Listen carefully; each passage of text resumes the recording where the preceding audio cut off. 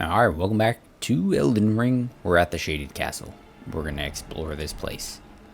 It's pretty cool. Like I said, I really like it. I know it's kind of icky, but it's cool. The rain is kind of adding a nice little ambiance too.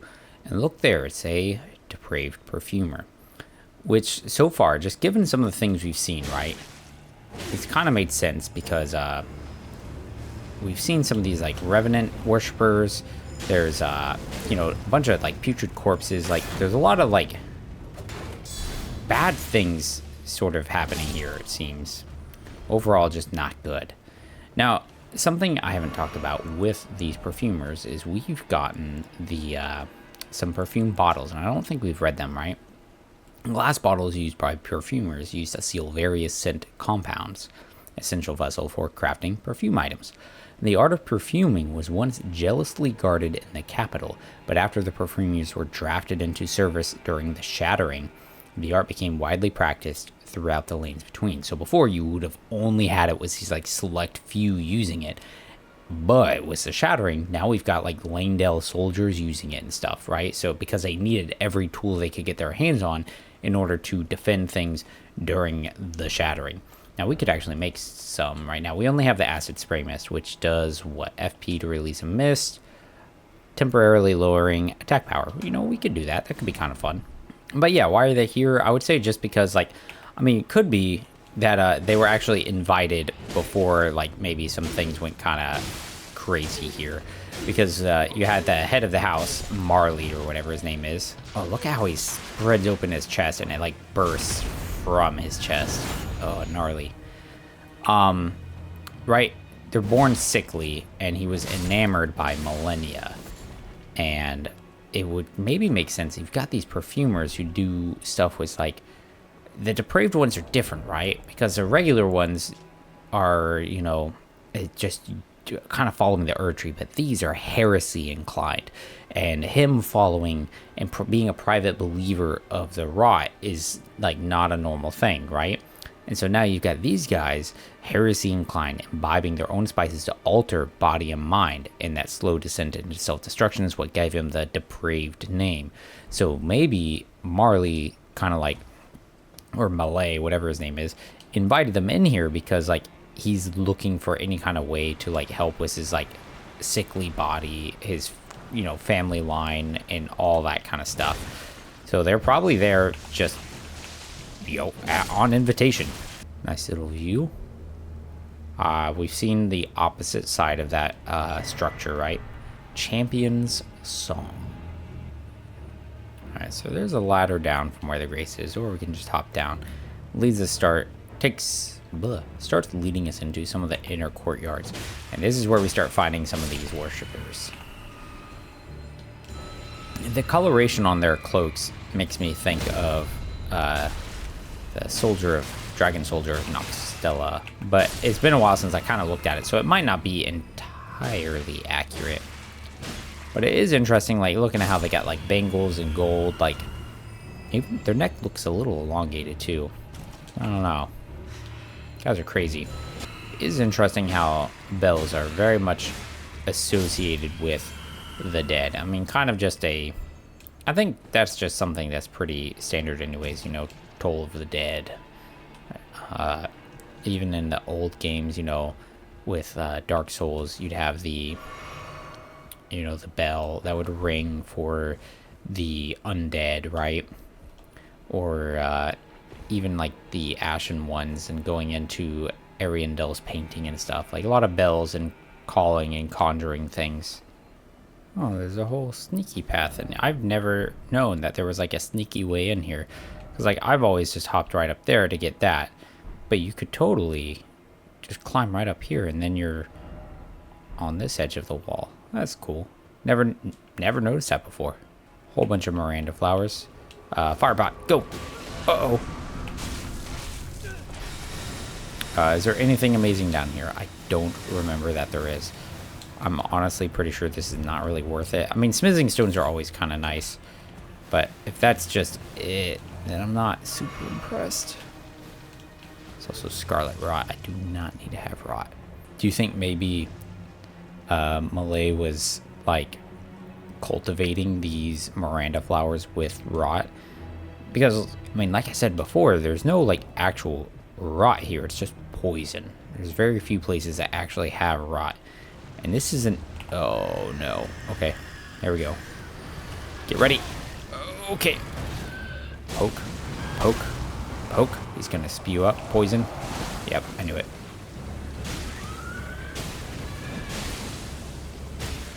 Yeah, we're just gonna eat the poison. No! Oh my god. Heal. These guys are absolutely brutal. Critical hit. Oh, the Royal Revenants are just absolutely horrific. And I don't know if you guys were able to notice in there, right? And they drop Ghost Glovewort. Interesting. Don't know if you were able to notice in there, but they have like a hollow out abdomen, like we see so frequently. All right, now we're working into inner courtyard stuff. So we're gonna go left first. A lot of putrid corpses. We're just gonna try and maybe sneaky by some of them. This doorway over here. What? I knew it. I knew there was a guy. Still got caught. And look, it's a clean rot night. Now there's rot stuff here, so it would make some sense that, you know, we're gonna mess that up badly. It makes some sense that, you know, we would find a clean rot night, because, I mean, why not? If there's rotten stuff, there's the tie-ins with Millennia. So, can you not do that anymore? The amount of guard they have on that position is kind of ridiculous. See ya. Now, have they been here for a while? Right? Like, were they here before the rot? Did they show up after the rot was here? Did Millennia come by? Like, where along in the timeline did they get here, right? Or did they, like, oh, hello. Maybe they, like, have kind of been here for a while before they, like, really succumbed to the rot in their body. Also, I would like to note, you know, I mentioned it before whenever we had kind of dealt with them, but look how there's, like, these rooty bits coming out from under their armor. It's a lot like what's on the Erdtree shield, was like the, or you know, the Erdtree Sentinel shield. How it has those like root branchy pieces kind of coming off of it. I did the wrong thing. So I think there's very strong implications that there's like basically planty, probably fungal growth going on there, just given what's kind of coming out of there. But here we get up here. A bunch of those statues again, a lot of them, you know, just kind of restocked statues. Or reused. But we get Valkyrie's prosthesis. Get rid of this guy so we can actually look at it. Golden prosthesis, once used by the one-armed Valkyrie. A masterwork of craftsmanship. With practice and skill, it can be used as proficiently as a real arm. I didn't finish it because of you. When Marai, Lord of the Shaded Castle, embraced this prosthesis, he claimed to feel the presence of his personal goddess. So who is a one-armed Valkyrie, right? That would have to be Millennia, because there is this here, talisman depicting a raised prosthetic blade, an honor bestowed upon the knights who fought alongside Millennia the Severed. So what is severed? Probably an arm, right? The wings symbolize Millennia and her undefeated prowess. Though she never knew relief from the accursed rot she was born into, her blade was forever beautiful and relentless. So that was probably like a prosthetic arm that she used at some point before. Maybe she got a new one, upgraded something, right? Yeah. And then Malay, because he was so enamored by her, managed to get his hands on it. And like he said, you know, when he held it, he could feel the warmth of his own personal goddess because he was enamored by rot and by the idea of her, like, having been born into sickness just like him and the rest of his, you know, family line, really. Can't get up there. Yeah, you want it. I know you do. We'll figure it out, bud.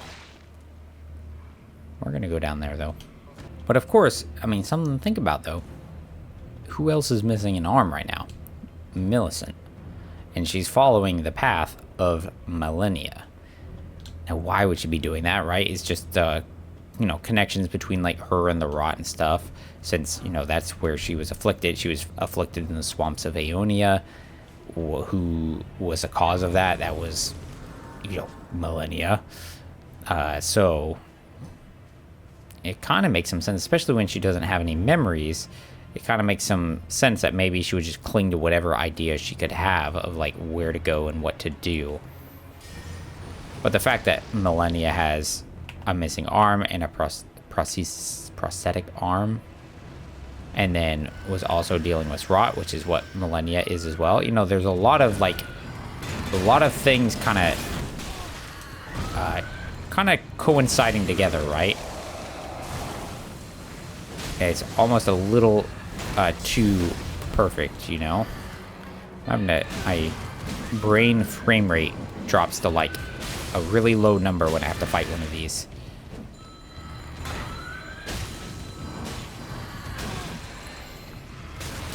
I'm in trouble. No! As soon as I saw that extra projectile come through, and then I was like just not in a great spot. That was really unfortunate. If I could get the horse guy first, that'd be pretty sweet. There's 2 royal revenants. Why are there 2 of them here, right? Isn't that crazy? Because they were pretty sparse before, right? We only found it in the ruins. Found one as a boss in a little dungeony thing. Uh-oh. Oh, he's got glowy ISO. That's kind of cool. Heal, please.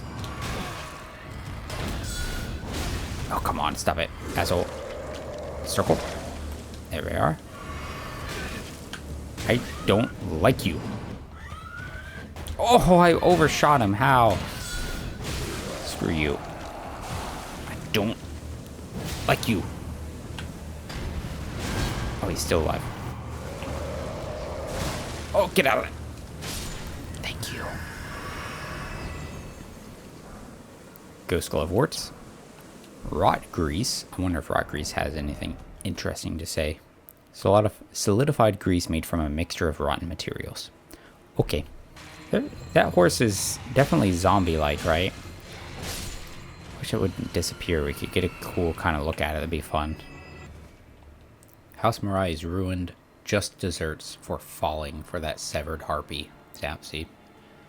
No, stop. No surprise that guilty Cretan took the castle on our storied sword. So some Cretan. So like, alright, so maybe that's part of the downfall, why everything's all dilapidated. Some dude took over, like, and that dude's blaming it all on the fact that, you know, the head of the house started, you know, simping over Millennia. But somebody took the castle and has their storied sword, you know, like the storied sword of Castle Morn. Ah, some nobles. Okay, I mean, that would, yeah. I mean, that kind of makes sense. I mean, there should be nobles in some kind of, like, nice castle thing. It's got a castellan and everything. Oh, and there's a page, you know. They follow nobles. This is all tracking. Though I feel like he probably didn't follow, like, these guys. He probably followed, Malay, right? Except why is he in here and not out there? Who knows. Our 2 paths now. We can go up. We can go through here. I think we're going to go up first. Okay. Perfumer's Cookbook 2. Oh, and look, there is a... Okay, so we can get around there. There's one of those star basin things. It's good to know. So both of these Perfumer's Cookbooks we have are techniques left by a depraved perfumer. So I wonder if there's, like, regular ones, right? But it did teach us some poison spray mist, so that we can... perfumed powder held on the mouse, dissolved, expelled. It was once a restorative art, so it's said, so it'll cause poison, and then blood boil. Even upon the battlefield, do you fear being wounded? Take a good look. Your limbs are frozen stiff. So it gives a temporary state of fervor, increasing maximum attack power and stamina, while also increasing damage received. Oh, there's a clean rotten eye over there. Hey, bud. Are you gonna do that, huh? I thought I blocked that.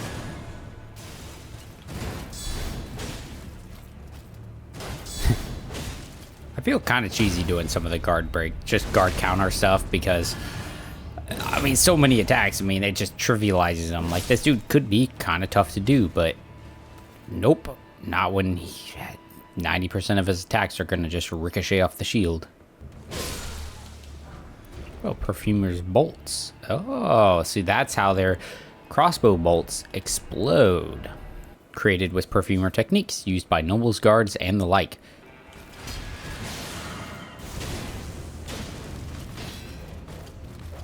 Hello, dog. Oh, good try.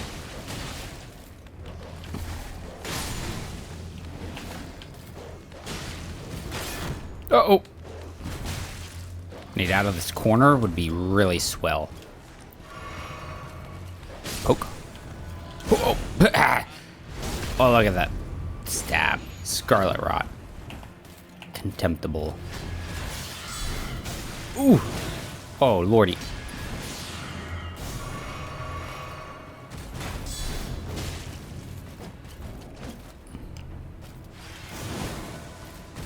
Gotcha.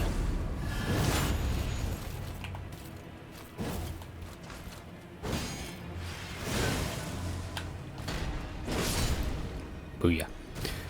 Don't I have something to fix that? Nope. Oh, still a dog. Find ourselves up at the top. Little walkway thing, bunch of the statues and stuff, right? And fog wall. He's probably the guy who took the castle, right? So we can go ahead and get ourselves ready.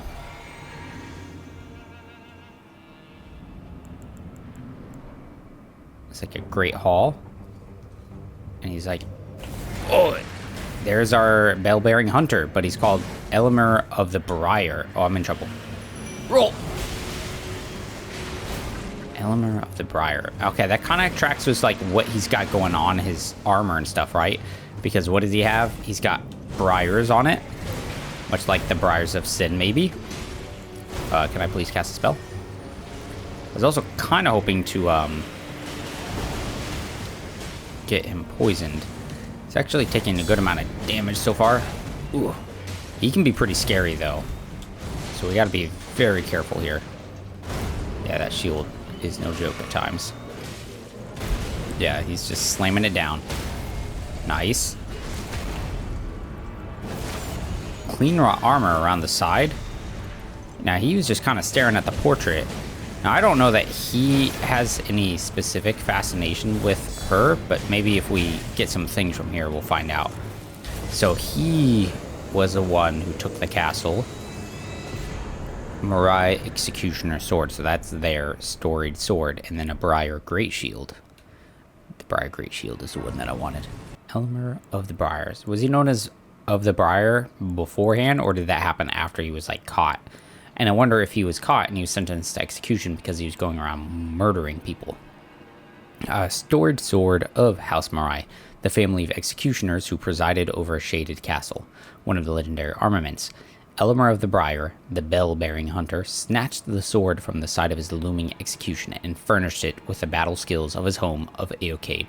So his home is from Aocade. Like, well, we have that other sword right here, the regalia of Aocade, treasured sword of Aocade, how it had dances through the sky. So he managed to do something to it to allow it to fly, right? Now, the way it does this is said it's a copper coloration. It's a conduit for it to move by its will alone. So did he add some kind of copper thing to it in order to make it happen? I mean, there's some runes in there, but are the runes like from House Mariah and everything? Or did he etch them on there? I would say he added in the briary barbed wire, and maybe that's part of how he does it. It is a very cool sword though. I do really like it. But then we get the Briar Great Shield. So it's a great shield from a foreign land, Aocade, used by Elmer of the Briar. Attacks with his armament utilize the iron thorns that have been wound around its frame. It originates from Aocade, a land of proudly solitary aesthetics. So it's about being solitary, lone, right? It has some cool like designs on it too. There's some other videos that really get you some good looks, but you can see it a little on the left there. There's kind of like a knight figure, and on the right, I don't know if it's like a skeletal type figure. There's all these winding things on the sides, and the center is something else as well. Another knight of sorts. It's a very cool shield, and I really like it, and we're totally going to use it now. We're going to change up a bit of our aesthetic as well. Oh yeah, dining table. Oh, there's actually like nice food on there. Yeah, and look, even up there, there's like other various prosthetic limbs. Like the dude totally went hard for Millennia, just like was like, yep, she's the one, and like collected clean raw armor, these limbs. Like, see, there's some more over there. Interesting. The Shaded Castle Inner Gate. This one's Castellan's Hall. Yeah. Now, something I would like to say too, right? There is another there's another person that has a mask like Malay was wearing when we fought him outside of the castle, and that is Tanith, Lady Tanith of Volcano Manor. She is also wearing a mask thing, and she's wearing a noble garb as well, right? So now if we start thinking back about like, all right, who is the actual like lord and control of the Shaded Castle, right? Who controls this? Who's the actual master? Maybe it's Rykard. Maybe his group presided over the castle, and that's where you start getting the ties between the Malay family and Tanith, right? Because they're both wearing the same similar like masks as well. They're pretty close, and as far as like proximity goes. And then another thing to consider, they are also known not just like their dual like roles, the Castellans and executioners. So if you have him controlling a group of inquisitors who then collect people, torture them, get information, send them off to be executed, right? Or just people from the capital as well, or whoever like criminals are caught, right? So I think that stuff's kind of interesting. But if we go in here and we end up checking in with what's her name, Enya, you can get the Briar set, a battered iron helm from a foreign land worn by Elimer of the Briar. The winding, rusted iron briars are a mark of the guilty and typically indicate a sentence of death. They also cause this armor to deal damage when performing dodge rolls. Elimer murdered numerous instructors and merchants and was known as the bell-bearing hunter. So he wanted these bell bearings, but like, why did he want it, right? Like, it's not like clear. Like, what else did they do to like just buy items from other people? It's kind of strange, you know? I don't know. But yeah, see how the iron briar is mark of the guilty, though. It's just like the briars of sin, huh? But it is some of my favorite armor. Let's talk to Millicent and see if we can give her a prosthetic arm. Now, I'm tracing the path Melania took. She's passed into the lands that lie beyond the Erd Tree. Give her the Valkyrie's prosthesis. Are you giving me this arm? Yes. Thank you. I am in your debt yet again. I think if the arm serves well enough, it might be possible for me to wield a sword again. I mean, you were wielding one before. If the arms, it might be perhaps then. Yeah, cool.